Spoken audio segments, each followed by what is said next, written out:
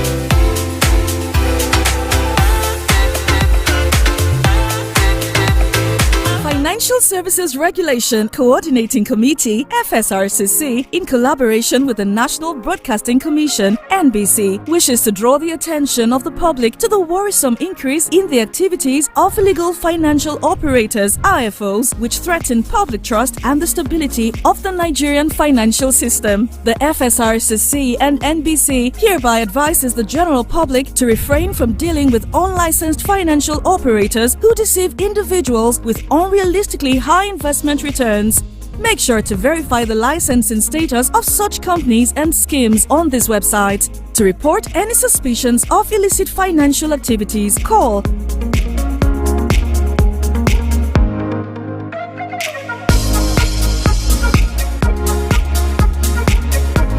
Let's work together to uphold the integrity of Nigeria's financial system.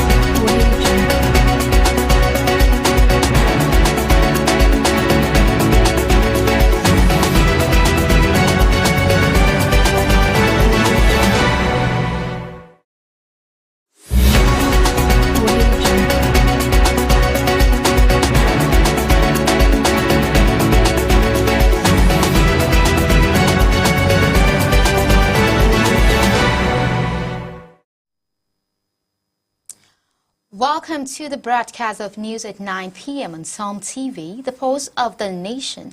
You can also follow us on Facebook at Psalm TV and on YouTube at Psalm TV Live.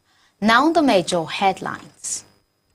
President Bola Ahmed Tinubu holds a closed-door meeting with the Catholic Bishop Conference of Nigeria at the Presidential Villa in Abuja. Enugu State Governor Peter Mbah signed an executive order relocating all motor spare parts market to the newly constructed International Motor Spare Market in Sude, Ndu local government area. The Taraba Youth Roundtable Initiative celebrates its 6th edition, highlighting artificial intelligence as a tool for youth empowerment. On the international news, the United States expels South Africa's ambassador to Washington, Ibrahim Rasool, after being declared persona non grata by Secretary of State Marco Rubio. In business news, the Securities and Exchange Commission revoked the registration of Mainland Trust Limited over regulatory breaches and unresolved complaints. From the sport decks, Niger Tornadoes midfielder Victor Okoro praises his team performance after a hard-fought 1-0 victory against Castina United in an NPFL match day 29 fixtures at Lafayette City Stadium. My name is Bridget James. Now the news in full. President Bola Ahmed Tinubu recently held a closed-door meeting with a delegation from the Catholic Bishop Conference of Nigeria at the Presidential Villa in Abuja. The delegation, led by Archbishop Lucius Uwejuru Ugoji of the Owerri Archdiocese, included prominent figures such as Bishop Matthew Hassan Kuka and John Cardinal Oyenja, the Bishop Emeritus of Abuja Archdiocese. The details of the meeting's agenda were not disclosed at the time of reporting. This meeting followed the recent designation of Nigeria as a country of particular concern by the United States, citing concern over religious freedom and the targeting of Christian communities. The U.S. Congress has previously raised alarm over religious persecution in the country, a sentiment echoed by former U.S. President Donald Trump during a 2018 meeting with Nigerians then President Muhammadu Buhari at the CBN's first plenary meeting of 2025. The bishop expressed concern over Nigerians' economic and political challenges. Archbishop Ogori highlighted issues such as youth empowerment, insecurity, poverty, corruption, and electoral fraud, calling for urgent action from national leaders. In response, the presidency acknowledged the bishop's concerns, emphasizing the government's appreciation of their role in governance discussion. A statement from the presidency asserted that while challenges remain, the Tinubu administration has made significant progress, particularly in security and economic stability. According to the government, over 8,000 criminals, including bandits and terrorists, have been eliminated, while more than 10,000 abducted Nigerians, mostly women and children, have been rescued. The statement further noted that improved security in the northwest and northeast has allowed farmers to return to their lands, leading to increased food production and a reduction in commodity prices. On the economy, the presidency claimed that the Tinubu administration has stabilized Nigerians' financial situations, improved trade balance, strengthened foreign reserves, and moderated inflation. The government also cited advancement in local refining capacity, particularly with the operationalization of Dangote Refinery and the revitalization of NNPCL refineries in Port Harcourt and Warri. While the CBCN remains vocal about governance challenges, the presidency reiterated its commitment to addressing these issues and working towards national development. Governor Peter Mbah of Enugu State has signed an executive order mandating the relocation of all motor spare parts markets to the newly constructed International Motor Spare Parts Market at Nsude in Udu local government area. During the signing at Government House, Enugu Mbah assured that necessary safety measures had been considered for the new market. He highlighted ongoing construction efforts, including road access and essential infrastructure. The market will feature facilities such as a clinic, fire service, and a truck park, along with residential areas for dealers. Dr. Sam Ogbu Mbodo, Managing Director of the Enugu State Investment Development Authority, stated that the new location offers more space and modern amenities, ensuring security and business expansion opportunities. He emphasized its strategic location along major trade routes, which is expected to boost economic activities. Mr. Mike Nome, president of the Enugu Market Spare Parts Dealers Association, confirmed that traders had agreed to the relocation, expressing gratitude to the governor for fulfilling a long-standing promise. He noted that the move would consolidate operations from various locations, including Coal Camp, Akpakpa, and Enme, into a single well-planned commercial hub. The Taraba Youth Roundtable Initiative marked a significant milestone with its 6th edition held on Saturday, March 15th, focusing on artificial intelligence as a catalyst for youth empowerment. The event convened stakeholders from diverse sectors to explore AI potential in shaping opportunities for young people, with AI expert Lucy Joseph Hassan emphasizing its capacity to personalize learning and enhance education accessibility. Some TV correspondent files in the reports. Successfully held its 6th edition, spotlighting artificial intelligence (AI) as a tool for youth empowerment. I want to appreciate those youth leaders who are growing up from SS1 to SS3. If you are here, you are a student of the secondary school, may you rise so that we celebrate you for the future. Please rise. If you are from the secondary school, please celebrate you. Are you right? Please sit down. These young people will be mentoring them as they grow. May spend 10 years before even coming to Jalingo.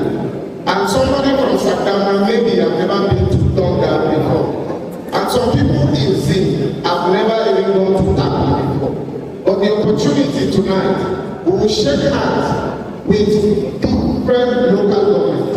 And also, let's clap our hands together. Thank you very much. Let's sit down. Held on Saturday, March 15th, the event brought together stakeholders from various sectors to explore AI's role in sharpening opportunities for young people. AI expert Lucky Joseph Hassan, delivering the keynote address, highlighted AI's potential to personalize learning and make education more accessible. Let's say you and your friend are secretary in a particular organization. Most of the time when you go for a meeting, you take seconds as secretary. Seconds of the meeting. After the seconds of the meeting, someone that, imagine your friend going to utilize AI to give it a very concise and direct explanation of the seconds of the meeting. And you that comes up to just write it on your phone. The person utilizing AI, you find out that his explanation is going to look more catchy and more well explained than you. So it's more like utilizing this tool of AI to add a plus to your role actually. So next slide, it is jobs. Creativity and innovation.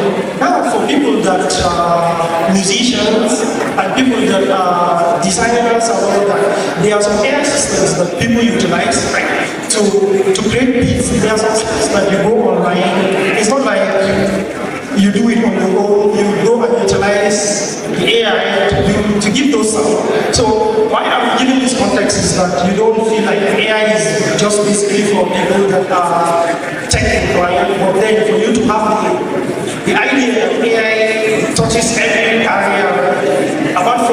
stations, apart from video editors, AI tools that can leverage to work on those aspects. Right. So,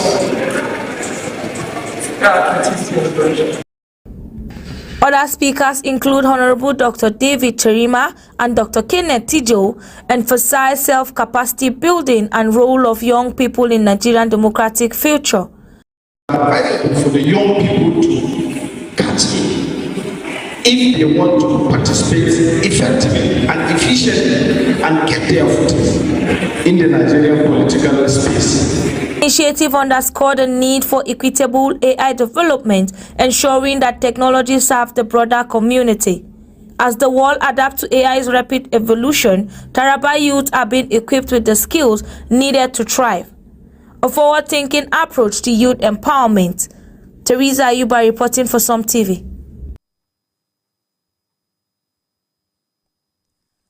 The Rivers State House of Assembly has adjourned its legislative activities, raising concern over the state 2025 budget presentation.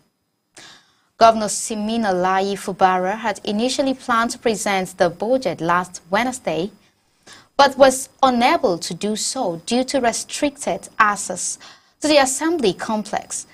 The 27 lawmakers loyal to former Governor Nyesom Wike argued that Fubara had failed to follow due process in seeking to present the budget. In a renewed attempt, Fubara sent a letter to Speaker Martin Awule expressing his intention to present the budget on March 19th or any other date deemed convenient within the month. However, the Assembly, instead of scheduling a section for the presentation, chose to adjourn indefinitely, a move the governor's supporters have described as a deliberate attempt to frustrate his administration. Chijoke Inwo, the renowned chairman of Abu Akpo local government area, accused the lawmakers of blocking the budget presentation and insisted that Fubara's position as governor remains secure. However, an anonymous assembly member stated that the House had not officially received the governor's letter and had only seen it circulating on social media. During the last sitting before adjournment, the Assembly passed 3 significant bills, including the Rivers State House of Assembly, Power and Privileges, Bill 2025, which strengthened legislative authority, and the Rivers State Independent Electoral Commission Bill 2025, which aligned the Commission's operations with the Electoral Act of 2022 and the Nigerian Constitution. Also passes was the Rivers State Local Government Bill 2025, which replaces previous local government laws to reflect contemporary governance need. Speaker Amohule emphasized that these legislative actions were taken in the best interest of the people and assured that the House could reconvene at any time if necessary. He praised lawmakers for their dedication and sacrifice, noting their willingness to work through their recess period. Meanwhile, RSIEC confirmed that it had received the updated voters register and a list of registered political parties in preparation for the upcoming local government election scheduled for August 9th. Commissioner Tamuno Tobin assured the public of the Commission's commitment to conducting a credible and transparent election. In a related development, the Pan-Niger Delta Forum has urged President Bola Tinubu to caution FCT Minister Nyesom Wike over his critical remarks about group. Wike had missed PANDEV as unreliable following a meeting between its representative and the president regarding the ongoing Rivers political crisis. PANDEF leadership expressed disappointment in Wike's comments, stating that Fubara was open to dialogue, while Wike had repeatedly refused to engage with the group. Amidst this tension, plans for a civic reception in honor of Wike by Kalabari Ijo stakeholders at Abalama town proceeded despite earlier concern about potential clashes. The event was held without any rancor earlier this afternoon. Governor Dr. Agbo Kefas, represented by the Secretary to the State Government, Chief Barrister G.T. Katabs Ngui, welcomed participants from Taraba State who took part in the recently concluded 9th edition of the 774 Young Nigerian Scientists Presidential Awards. Speaking at the event, the SSG highlighted the governor's commitment to education, citing initiatives as the provision of free education and measures to enhance school safety, including environmental protection and fencing. He commended the young scientists for their achievements and assured them of the government's continued support for their academic and professional growth. Earlier, Honorable Muslim Arua, who is the Commissioner of Science and Technology in Taraba State, while presenting the students, expressed appreciation to the governor for his steadfast commitment to providing free and quality education in the state. On to Kano State Government. The Kano State Government has established a payroll standing committee to enhance salary payment efficiency and address related challenges. Governor Abba Kabir Yusuf approved the committee, which will be chaired by retired Permanent Secretary Alhaji Awalu Umar Sanda. According to a statement from the Office of the Secretary to the State Government, the committee will oversee monthly salary updates from ministries, departments, and agencies, approved salary variation liaisons with relevant stakeholders, and prepare a report for the governor's salary approval. While presenting the appointment later, the SSG, represented by Permanent Secretary Alhaji Umar Muhammadu Jallo, emphasized that the Sanda's selection was based on his competence, experience, and commitment to public service. In its response, Sanda expressed gratitude to the government and pledged to fulfill his responsibility diligently, seeking public prayers for wisdom and success in his new role. On to Bauchi State. The Bauchi State Command, Oloyede Oyerinde, disclosed this while parading the suspect. He stated that 2 individuals were apprehended for motorcycle theft in Magama, Gumau, Toro local governments, while another suspect was caught on March 7th for allegedly vandalizing pipelines and illegally extracting kerosene in Alkeri. Additionally, a 38-year-old man was arrested on February 26 for allegedly raping a 10-year-old girl. And a 22-year-old man was detained on March 4th for siphoning diesel from a 150 kVA generator powering satellite in Bauchi metropolis. Oyerinde confirmed the investigations were ongoing and the suspects will be prosecuted accordingly. He urged residents to support security agencies in safeguarding lives and infrastructure. On to Ogun State. The Ogun State Governor, Dapo Abiodun, has stated that his administration houses initiative in Kapobe, Ipere, Ikebu, Ode, and Laru have transformed these areas into smart cities. Speaking on the state's urban renewal efforts, Abiodun highlighted the completion of the first phase of 35 houses at the Ibara Government Reservation area in Abeokuta. He emphasized his administration's commitment to revitalizing government reservation areas and advancing prime projects across the state.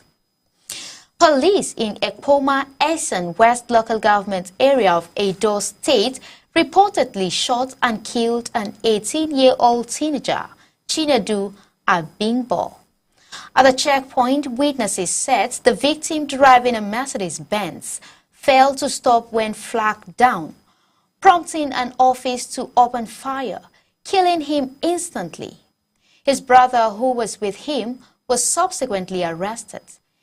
In response, outraged youth staged a protest demanding justice and the immediate release of the detained brother.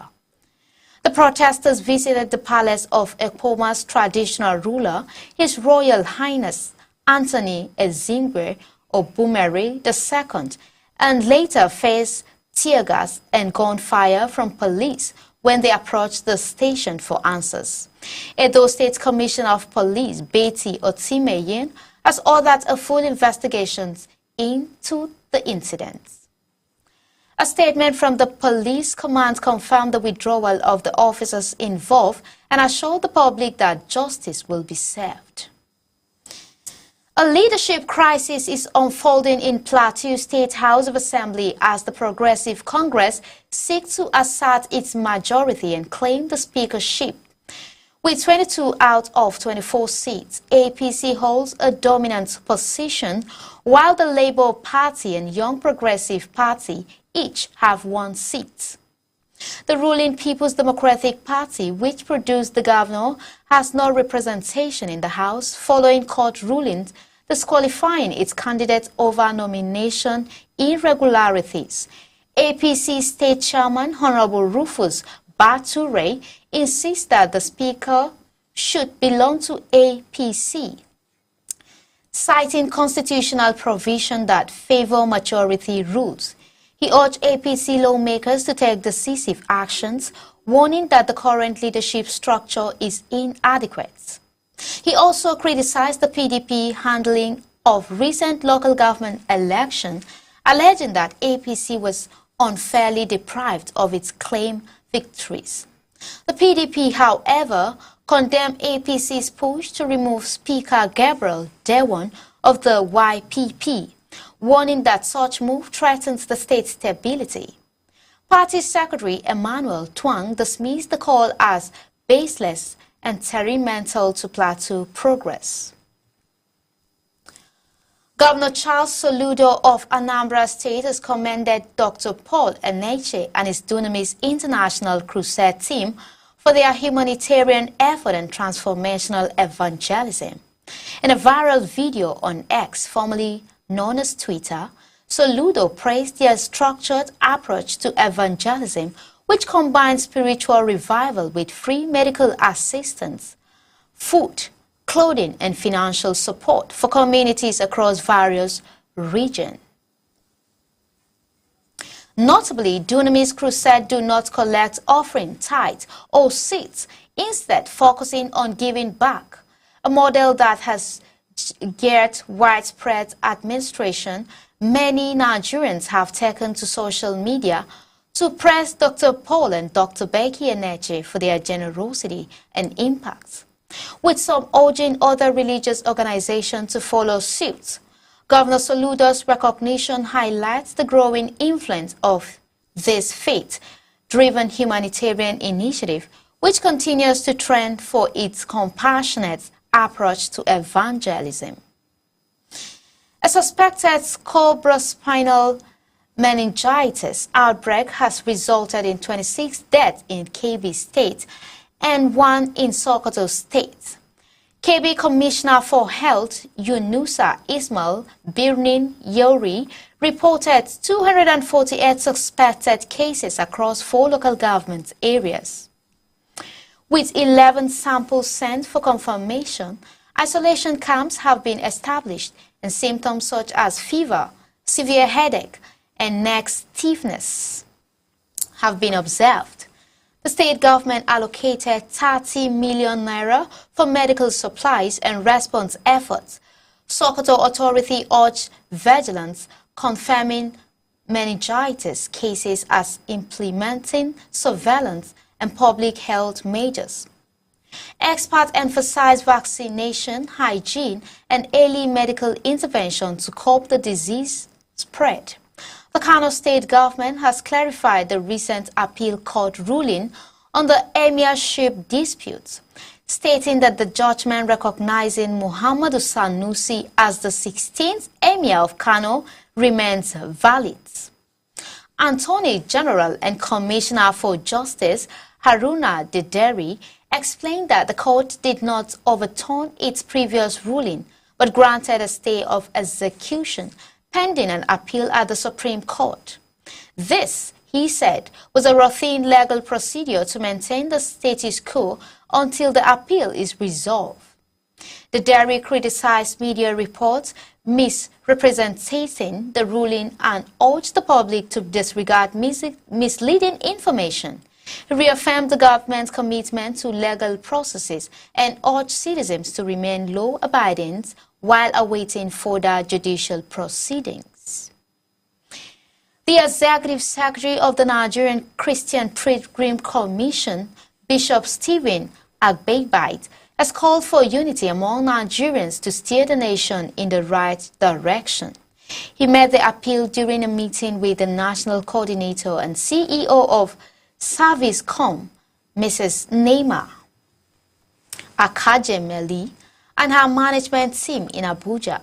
According to a statement by NCPC's Deputy Director and Head of Media and Public Relations, Celestine Toruka, Bishop Agbegbite emphasized the need for collective efforts to achieve national progress. He also commended President Bola Tinubu's economic stride in Lagos, highlighting its impact on African economic landscape. The NCPC board pledged close collaboration with Servicecom to enhance service delivery to pilgrims, introducing a new corporate slogan, Service and Satisfaction.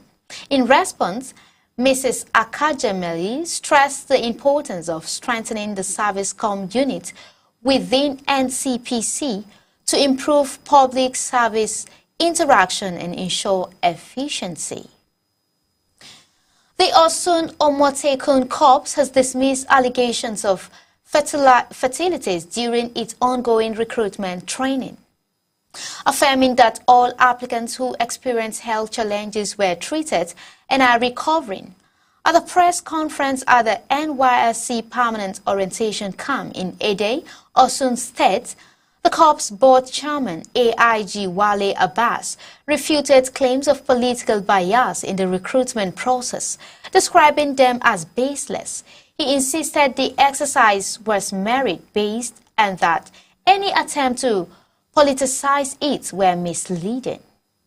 The clarification follows on an online video alleging the death of 3 cadets and claimed that their names had been replaced by politically connected individuals.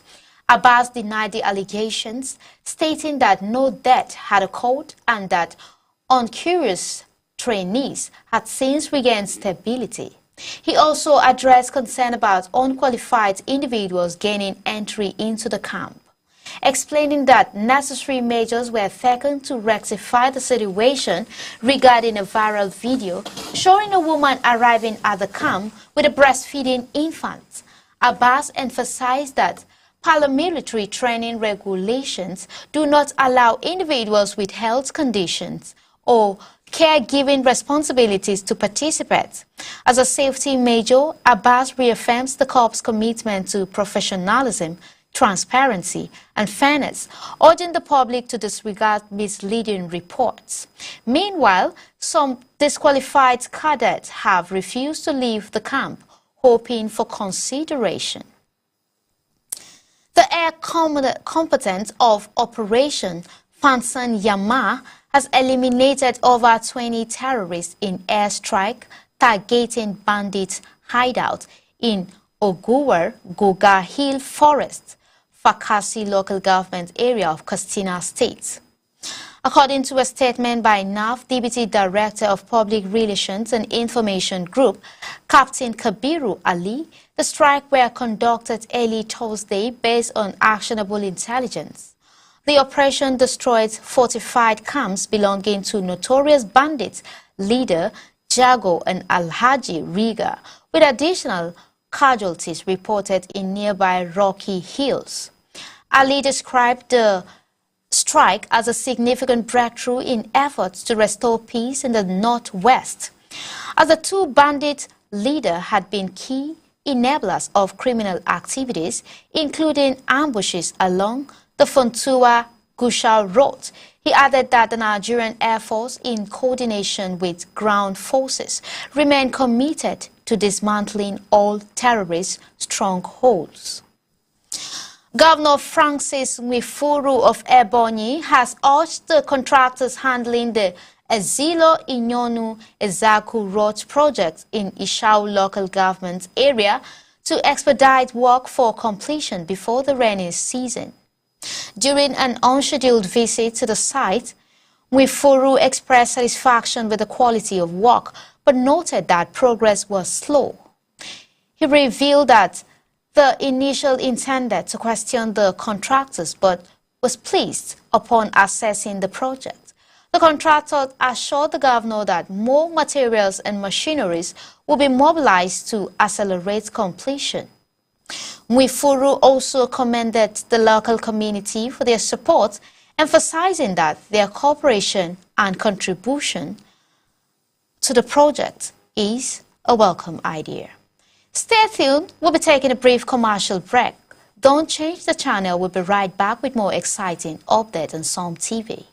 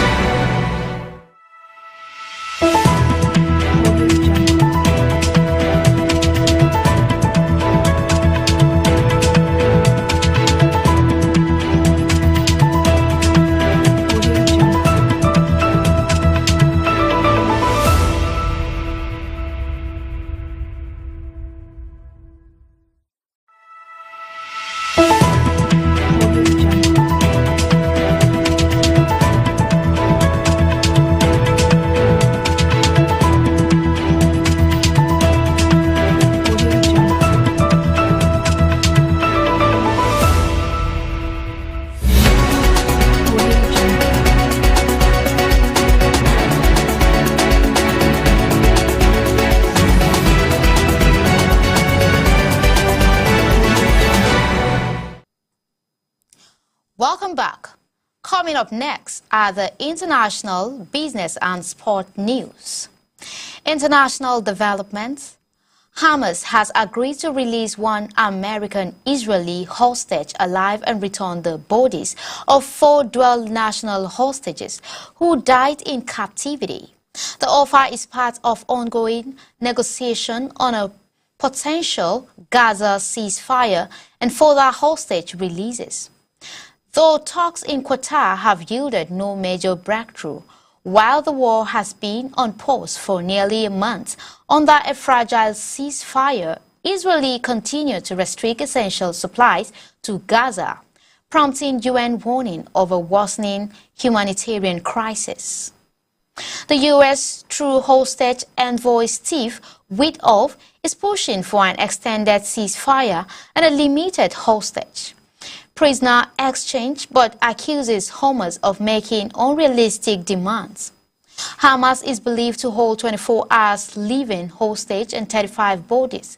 Meanwhile, Israeli airstrike killed 4 Palestinians in Gaza and another was shot dead in the West Bank, with Israel claiming they were targeting militant planting explosive. The UN Security Council condemned recent sectarian violence in Syria, particularly against the Alawite minority. Hezbollah signaled it would not disarm while Israel remained in southern Lebanon. In Jerusalem, 80,000 Muslims gathered for Ramadan prayers at Al-Aqsa Mosque under tight Israeli security, with Hamas accusing Israel of stoking a religious war. Diplomatic reports suggest the U.S. and Israel have approached Sudan, Somalia, and Somaliland about relocating displaced Palestinians. Sparking global condemnation in Israel, tension rises as Prime Minister Netanyahu accused ex-Shin Bet chief Nadav Agboman of blackmail, while a UN Black Commission accused Israel of sexual violence and excessive force against Palestinians, allegations Israel rejects as politically motivated. Our correspondent reports The United States has expelled South African ambassador to Washington, Ebrahim Rasool, after Secretary of the State Marco Rubio declared him persona non grata. Rubio accused Rasool of being a race-bathing politician who hates America and President Trump. The move is the latest rise in tension between the two countries, following Trump's decision to freeze U.S. aid to South Africa over alleged seizures from white farmers. South African presidency expressed regret over the explosion, emphasizing its commitment to maintaining diplomatic relations. Trump recently invited South African farmers facing land issues to migrate to the U.S. With a fast track to citizenship, the controversy has drawn criticism, with Rasool previously likening the situation in Palestine to apartheid-era South Africa. Our correspondent report has the video.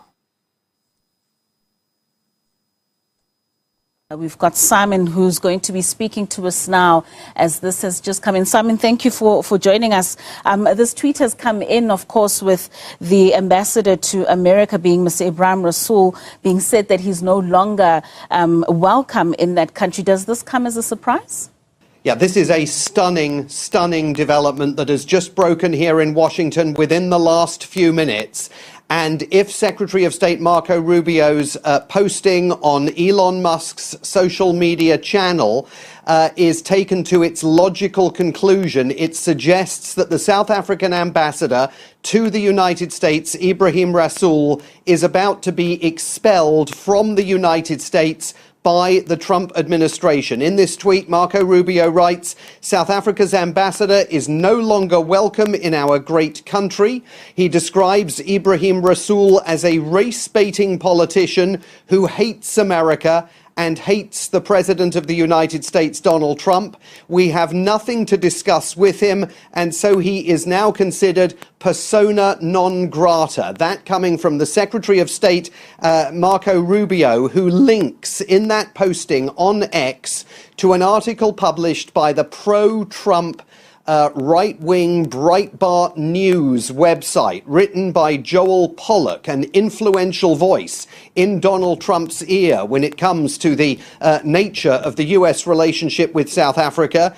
He reports in a story that was published earlier today that the South African ambassador told participants in a foreign policy seminar on Friday that President Donald Trump is leading a white supremacist movement in America and around the world. Rasool, reports Breitbart, was addressing the Mapungubwe Institute for Strategic Reflection in Johannesburg in attempting to explain Trump's recent foreign policy stances against South Africa's property expropriation legislation.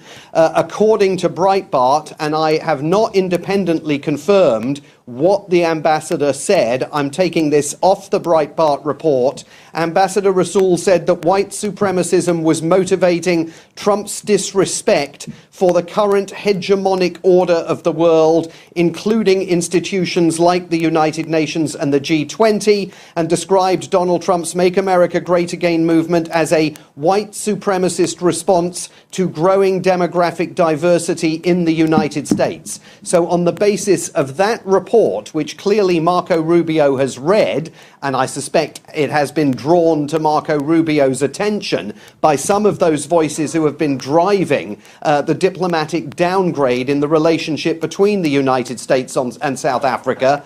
Based on that, Secretary of State Marco Rubio is deeming Ebrahim Rasool persona non grata in the United States. This is the lowest point in the history of South African-US relations. It would appear to indicate that Ebrahim Rasool is going to have to pack his bags and leave the United States, that President Ramaphosa now has a major diplomatic crisis, foreign policy crisis on his hands. All of this coming, of course, after Marco Rubio boycotted a meeting of G20 foreign ministers in Johannesburg a few weeks back, and the Treasury Secretary Scott Bessent also boycotted a meeting of of finance ministers, both of those meetings preparatory, heading up to the G20 in November, when President Donald Trump was due to be traveling to South Africa for the Leaders' Summit. We still don't know whether he is going to do that. But this ups the ante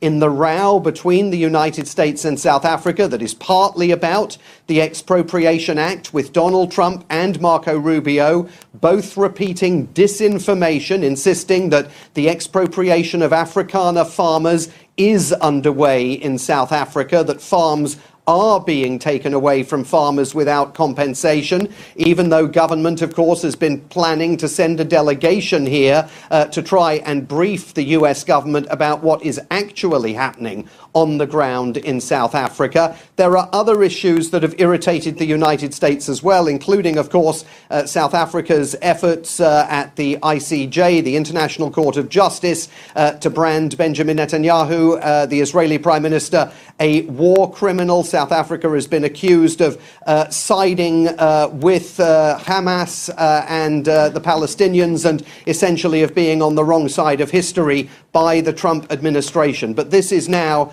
an absolute five-alarm crisis for the government of President Cyril Ramaphosa, with the American government, the American Secretary of State, and remember that the ambassador here, like all diplomats, is accredited through the State Department, now basically being told by Marco Rubio to pack his bags and go home. It's an unimaginable moment, frankly, in the history of the US relationship with South Africa, a lower point than anything we even saw during the apartheid era, and something that completely changes the trajectory of the relationship at the very moment when preparations are supposed to be underway for President Trump's visit to South Africa later this year for the G20 foreign ministers, for the G20 world leaders meeting that President Ramaphosa is due to be hosting. And of course, he's supposed to be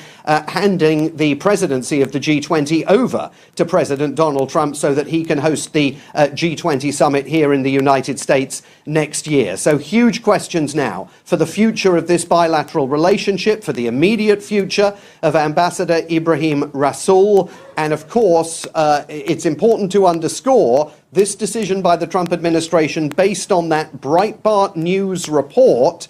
And again, I can't tell you if that's an accurate reflection of what Ibrahim Rasool said in that colloquium earlier on Friday. But certainly, whatever he said has attracted the US government's attention, and not in a good way as far as the bilateral relationship between Washington and Pretoria is concerned. Well, certainly. I mean, that tweet was posted a little under 20 minutes ago, Simon. So a lot of reaction that we will be expecting from many others, and most especially the South African government, with regards to what seemingly is a deteriorating diplomatic spat between the two nations. We've got Simon, who's going to be speaking to us now. Going to business news now.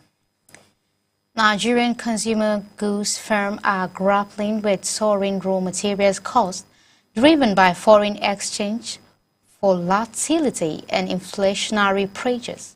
A Business Day analysis of 5 major companies shows a 99% year-on-year increase in raw material expenses, totaling 1.88 trillion in 2024 from 945.9 billion in 2023. Experts urge firms to prioritize local sourcing to mitigate cost pressures, optimize supply chains, and improve cost management. Uzo Ochena, a marketing professor at Lagos Business School, recommends reducing inventory wastage, downsizing if necessary, and leveraging technology for supply chain efficiency. Despite efforts to adapt, manufacturers remains vulnerable to commodity price fluctuations, forex instability, and high energy costs, which account for nearly 40% of production expenses. Dangote Sugar Refinery, for example, incurred 208.9 billion naira in forex losses due to its reliance on imported raw sugar, while Nestle Nigeria and Cadbury which source 80% of their inputs locally, still face rising costs due to inflation. Industry leaders call for government intervention to support local raw material sourcing, which could help stabilize costs and strengthen domestic production. Meanwhile, fame like Bua Foods, Dangote Sugar Refinery, and Nestle Nigerian continue to experience rising sales, but profit margin remains squeezed by escalating input costs. The Security and Exchange Commission has revoked the registration of Mainland Trust Limited as a capital market operator due to regulatory breaches and unresolved complaints. The decision, effective immediately, is in line with Section 38 of the Investment and Securities Act 2007 and Rule 34 of the SEC Collated Rule and Regulation 2013. In a statement, the SEC cited the company's failure to comply with regulatory directives and constructed capital market institutions, including the Nigerian Exchange Group, to cease dealing with Mainland Trust Limited. Clients of the firm have been advised to contact the Central Securities Clearing System for stock transfers. The move underscores the SEC's commitment to market integrity and investors' protection. From Sport News Desk, Niger Tornadoes midfielders Victor Okoro has commended his team performance following their hard-fought 1-0 victory over Katsina United in an NPFL Match Day 29 fixtures at Lafayette City Stadium.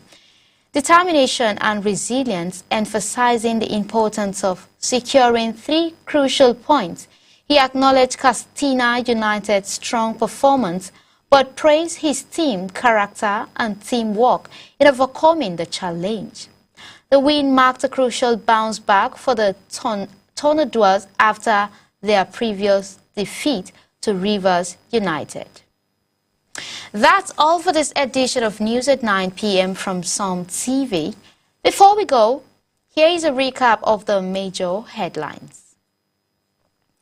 President Bola Ahmed Tinubu recently engaged in a closed-door discussion with delegations from the Catholic Bishop Conference of Nigeria at the Presidential Villa in Abuja. The meeting, held behind closed doors, underscores ongoing consultation between the government and religious leaders. In Enugu State, the governor, Peter Mbah, has signed an executive order directing the relocation of all motor spare parts markets to newly established International Motor Spare Parts Market in Sude, Udi local government area. The move aims to enhance business operations and improve market infrastructure. In Taraba State, the Taraba Youth Roundtable Initiative has reached a significant milestone with its 6th edition, which took place today, Saturday, March 15th. The event centered on artificial intelligence, AI, as a transformative tool for youth empowerment, fostering discussion on technology-driven opportunities. On international news, we brought a report that the United States has expelled South Africa's ambassador to Washington, Ebrahim Rasool, after Secretary of State Marco Rubio declared him persona non grata.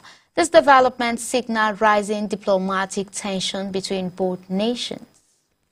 In business updates, report has it that the Securities and Exchange Commission has revoked the registration of Mainland Trust Limited as a capital market operator. The decision follows regulatory violations and unresolved complaints, highlighting the Commission's commitment to investor protection and market integrity. On to sport news. From the sport desk, Niger Tornadoes midfielders Victor Okoro has applauded his team's resilience following their hard-fought 1-0 victory over Katsina United in an NPFL Match Day 29 encounter at Lafayette City Stadium. Okoro described the win as testament to the team's determination and tactical discipline. You can follow us on Facebook at Psalm TV and on YouTube at Super Media TV. I remain Bridget James. Thank you for watching and goodbye.